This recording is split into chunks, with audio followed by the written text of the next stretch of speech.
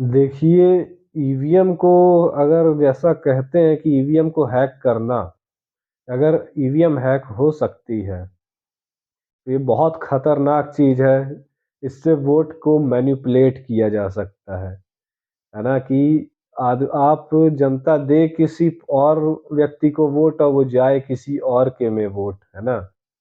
बहुत गलत बात है ये। बिल्कुल भी फेयर चुनाव नहीं होगा अगर इस तरह का सिस्टम है, वाक़ई में है। क्योंकि अगर बैलेट पेपर से हम एक बार वोट दें, तो ये हमें विश्वास है कि हमने फलानी पार्टी को वोट दिया है और वो फलानी पार्टी में ही गया है।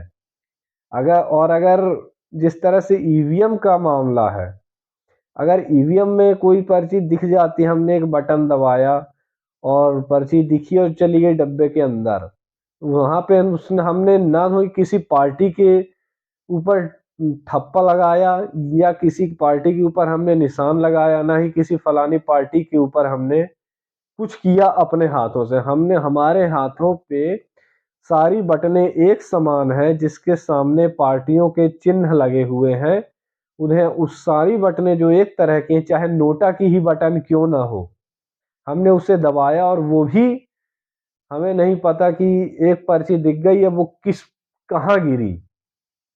वो सब पेटी के अंदर पेटी पैक हो गया, कुछ नहीं है।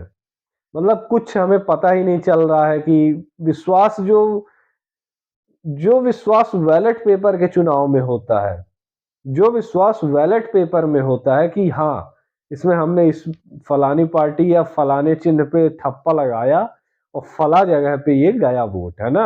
अपने अपने हाथों से डाला। तो ये हो गया 100% का विश्वास।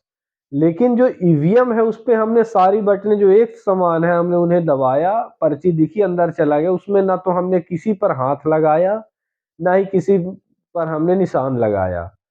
तो ये थोड़ा 100% विश्वास से थोड़ा कम हुआ ये चीज़, है ना? तो ये बहुत मतलब कुछ भी हो, ईवीएम की विश्वसनीयता जो है आज के डेट में, जहाँ तक मेरा मानना है, ये तो मुझे नहीं लगता कि ये बैलेट पेपर का मुकाबला कर सकेगी। क्योंकि जो विश्वसनीयता बैलेट पेपर में झलकती है कि जनता अपने हाथों से वोट लगा के दे, वो विश्वसनीयता ईवीएम पे बिल्कुल नहीं दिखाई देती।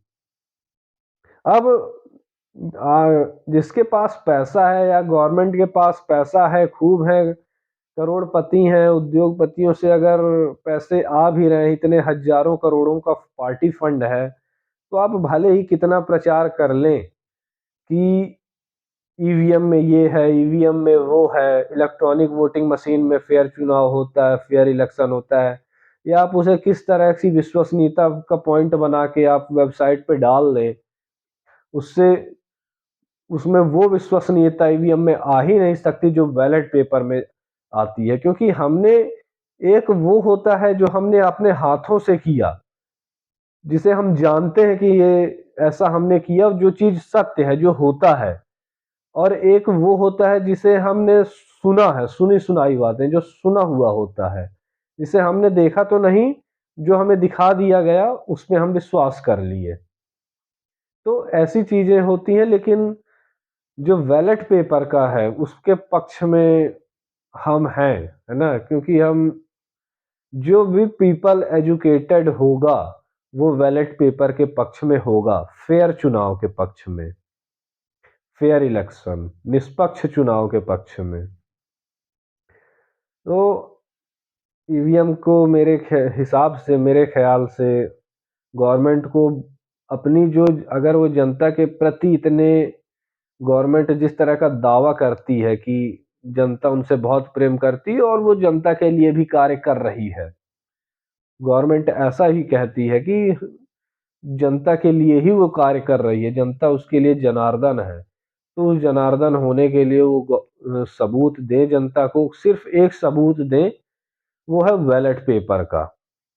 इतने 7-10 साल हो गए हैं, मतलब गवर्नमेंट को इतने वर्ष हो गए, कम से कम 10 साल अब होने वाले हैं। तो हमने कोरोना देखा, नोटबंदी भी देखी और कई अच्छे काम भी देखे, जीएसटी देखा, हमने न जाने कितनी सारी चीज़ें देखी और कुछ अच्छी चीज़ें भी देखी, ऐसा नहीं है।